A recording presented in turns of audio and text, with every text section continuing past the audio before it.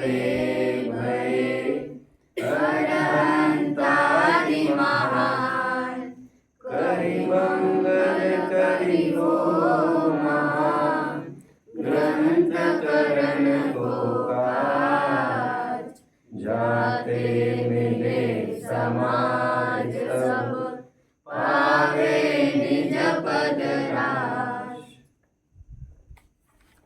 मोक्षार्थियों, कुछ लोग शब्दाग्रही अधिक होते हैं और सत्याग्रही कम होते हैं। शब्दों का आग्रह उन्हें विशेष होता है।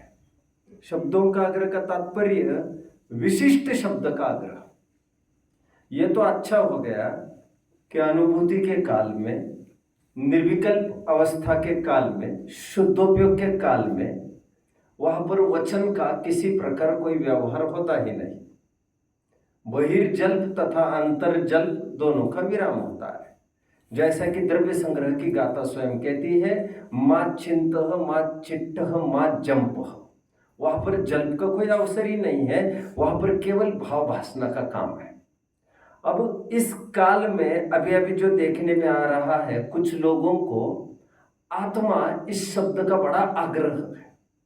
उनका कहना है प्रवचनों में आत्मा आत्मा शब्द निरंतर आना चाहिए। उनको मैं थोड़ा कहना चाहता हूं इस बात को कि मोक्ष मार्ग प्रकाशक के 210 से लेकर 213 पेज तक बड़े गौर से उन्हें पढ़ना चाहिए। बहुत अच्छी भाषा में कहूं तो 194 से लेकर 213 तक पूरा यही पैच है। पंडित जी तो वहां पर यहां तक समझाते हैं कि स्व को जानो अथवा पर को जानो, आत्मा को जानो अथवा पर द्रव्य को जानो। इससे संवर निर्जर और आश्रव बंध का कोई लेना देना ही नहीं है। पर को जानना भी संवर निर्जर हो सकता है यदि पर को पर रूप जान रहे होंगे तो। अनात्मा को जानकर भी संवर निर्जर हो सकते, वो मोक्ष मार्ग हो सकता है। और आत्मा को जानना भी आश्रवबंध हो सकता है यदि आत्मा को अनात्म रूप जानते होंगे तो। पंडित जी कहते हैं यदि शीलवान नारी है, प्रसंग पड़े और पराये घर में भी चली जाए तो वो कुशीलवान नहीं होती। और कोई जिसकी नियत बिगड़ी है, भले ही पति की सेवा करती दिख रही है, फिर भी अवसर मिलने पर वो चाहे जहां जा सकती है और मन से तो अभी गई ही है। पंडित जी कुछ लॉजिक्स भी देते हैं। पंडित जी कहते हैं सम्यक ज्ञानी अवधि ज्ञानी को, अवधि ज्ञान की बात नहीं कर रहा हूं। उसका विषय क्या बन रहा है अवधि ज्ञान का बच्चों? रूपी स्वअवधे, ऐसा सूत्र था तत्व सूत्र। वे रूपी वस्तु को जानते हैं और फिर भी वह सम्यक ज्ञान है। मन पर ज्ञान किसे विषय बनाता है? अगेन रूपी वस्तु को, पर द्रव्य को। फिर भी वो कैसा ज्ञान है? वो तो भावलिंगियों को होता है, भावलिंगी संतों को। अच्छा, शुक्ल ध्यान में भी जब श्रेणी आरूढ़ होते हैं, 8वां 9वां 10वां गुणस्थान, 11वां गुणस्थान, 12वां गुणस्थान, इन श्रेणी में चलते हुए भी निरंतर संक्रांति होती रहती है। व्यंजन संक्रांति, अर्थ संक्रांति, योग संक्रांति, जिसमें अनेक कभी द्रव्य का, कभी गुण का, कभी पर्याय का विचार अबुद्धिपूर्वक चलता ही रहता है निरंतर। तो उसमें भी बहुलता से परद्रव्यों का ही विचार चलता है और फिर भी श्रेणी पर आरूढ़ है। अरे आयरे गैरों को छोड़िए, केवल ही भगवान लोकालोक को जानते हैं। जैसा आत्मा को जानते हैं प्रत्यक्ष रूप से, तुम जानते कितने को हो? पूरे लोकालोक को जानते हैं और फिर भी निजानंद रसलीन। पर को जानना यह कहीं भी दुख का कारण है ही नहीं। पर को जानने से एलर्जी होनी भी नहीं चाहिए।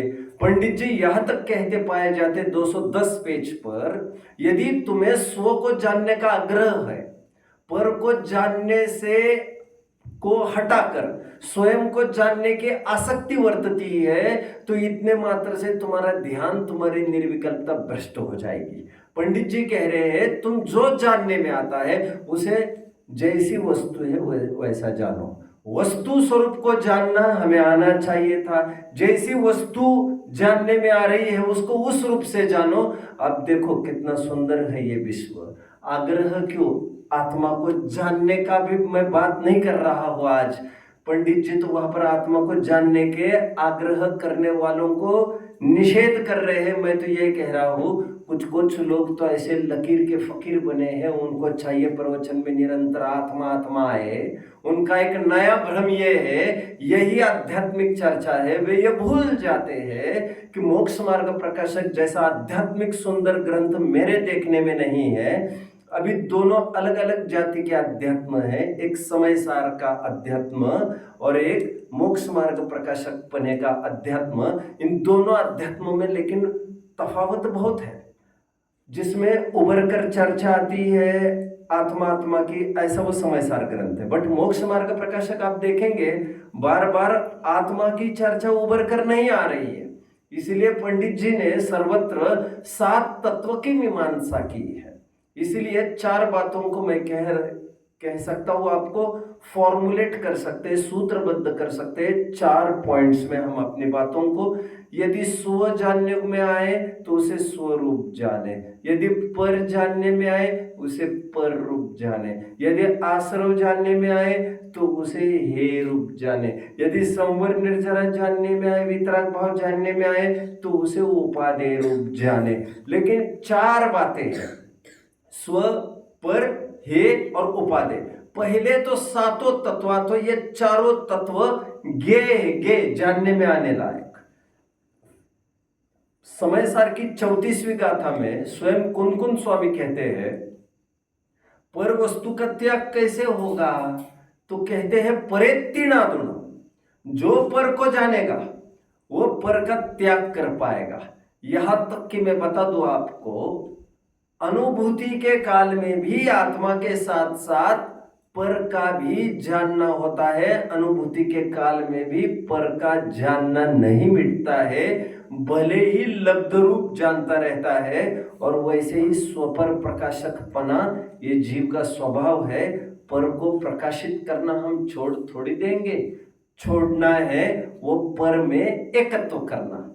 लेकिन कुछ कुछ लोग ये कहते हैं लेकिन राग द्वेष को छोड़ने की बात करो अथवा वितराग भाव को प्रकट करने की बात करो, वो कुछ भी बात करो आप, लेकिन वो स्वपूर्वक ही तो होगी। इसलिए स्व को जानना बहुत जरूरी है, इसलिए स्व की ही बार बार चर्चा करो।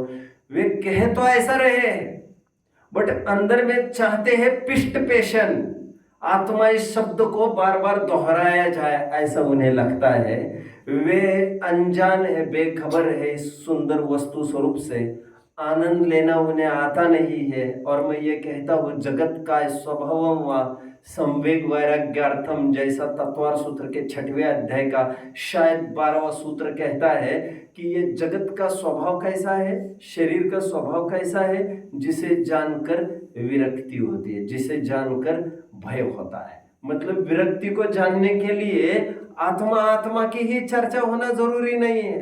अरे वे शिवभूति मुनिराज एक साधारण घटना को देखा उन्होंने, जहां पर एक बुढ़िया नदी के किनारे बैठकर उस उड़द के दाल को, उड़द के दल को अलग कर रही थी और उड़द के छिलके को अलग कर रही थी। इतने चीज को देखा, तुष्मास भिन्नम, इतनों को उन्होंने देखा और वो देखते देखते इतना घोलन मनन भाव विभोर हो गए वे, और इसी के फल स्वरूप केवल ज्ञान की प्राप्ति की। कहा किसी शब्द की आवश्यकता थी उन्हें।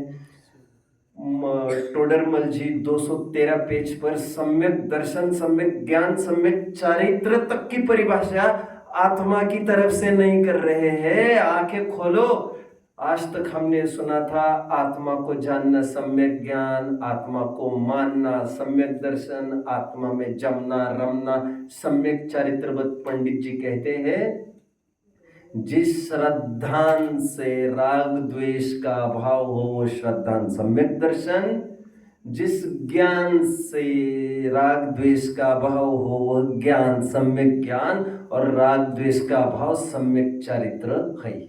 फिर भले ही आप पुद्गल को जानो, और तत्वार्थ श्रद्धानम सम्यक दर्शनम कहा ही है, सातों तत्वों का ज्ञान पूर्वक ही श्रद्धन करना है, जैसी वस्तु उसको वैसा जानो। बोलो, अजीव का श्रद्धन सम्यक दर्शन है कि नहीं?